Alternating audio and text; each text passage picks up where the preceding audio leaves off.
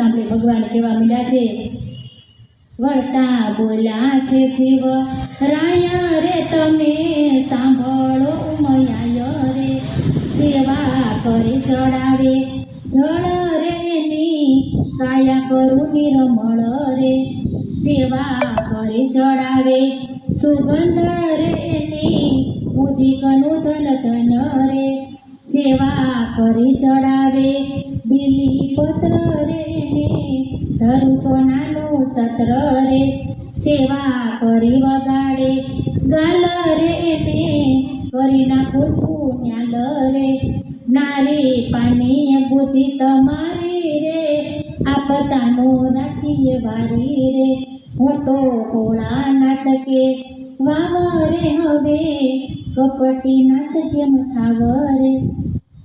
શંકર ભગવાન હતા માતાજીને કહેવા માંડ્યા કે હે સતી, મારા ભક્ત જો કોઈ ભોળા ભાવથી મારી ઉપર કહીએ કે જળનો લોટો ચડાવે ને તો હે સતી એની આખી કાયાને નિર્મળ કરી દઉં, એના શરીરમાં ગમે એવો રોગ હોય ને તો હે સતી હું એને મટાડી દઉં છું.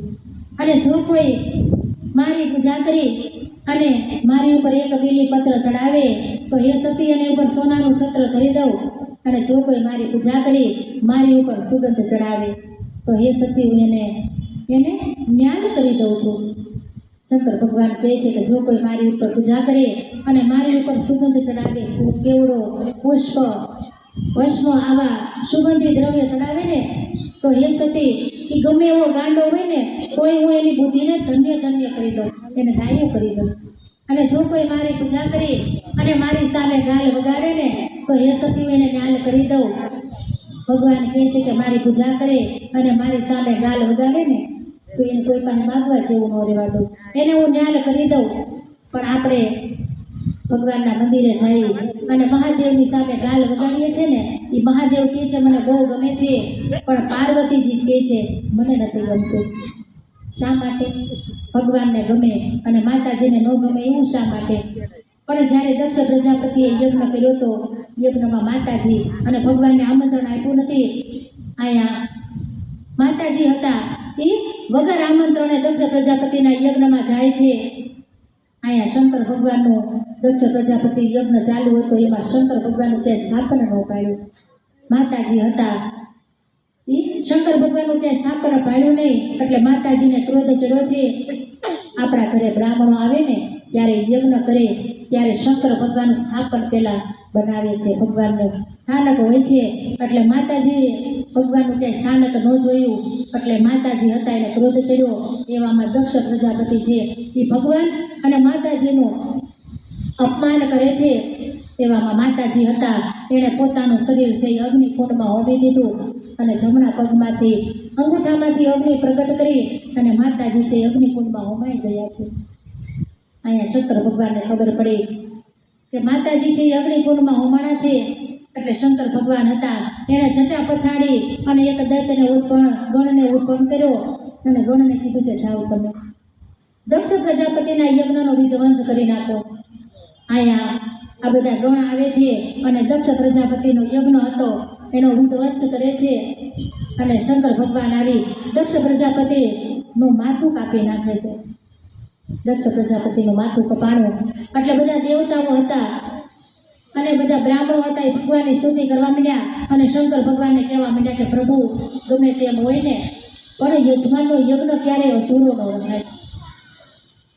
યજ્ઞ ક્યારેય અધૂરો રહે કે જ્યારે યજ્ઞ ચાલુ હોય અને યજમાનનું જો એમાં મૃત્યુ થાય તો કહે છે કે યજ્ઞ અધૂરો રહે. માટે બીજું કંઈ કામ આવ્યું તો થોડી વાર પછી પણ આપણે યજ્ઞને વિરામ આપી અને પછી યજ્ઞ ચાલુ કરીએ. પણ યજ્ઞ ચાલુ હોય અને યજમાનનું મૃત્યુ થાય તો કહે છે કે યજ્ઞ અધૂરો. માટે બધા દેવતાઓ હતા એ કહેવા માંડ્યા કે પ્રભુ ગમે તેમ હોય પણ તમે દક્ષ પ્રજાપતિને સંજીવન કરો અને એનો યજ્ઞ પૂર્ણ કરાવો.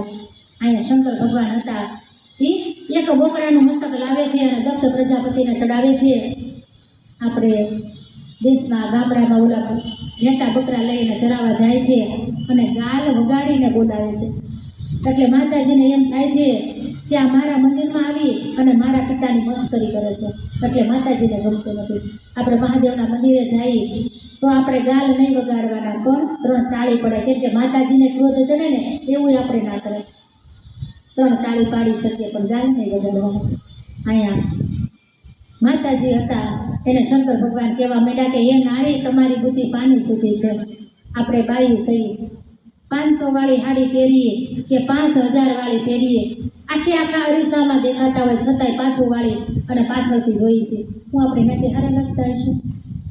એટલે ભગવાન હતા એ કહેવા માંડ્યા છે કે નારી તમારી બુદ્ધિ પાણી સુધી છે, તમને વધારે ખબર ન પડે. શંકર ભગવાન કહે છે કે હે સતી, મારા બધા ભક્ત મારું આટલું તપ કરે અને જો હું એને વરદાન ન આપું તો કાલ ઉઠીને કોઈ મને ભોળોનાથ નહીં કહે, પણ મારી કપટીનાથ તરીકે પૂજા કરશે, મને કોઈ ભોળોનાથ નહીં કહે. શંકર ભગવાન માતાજીને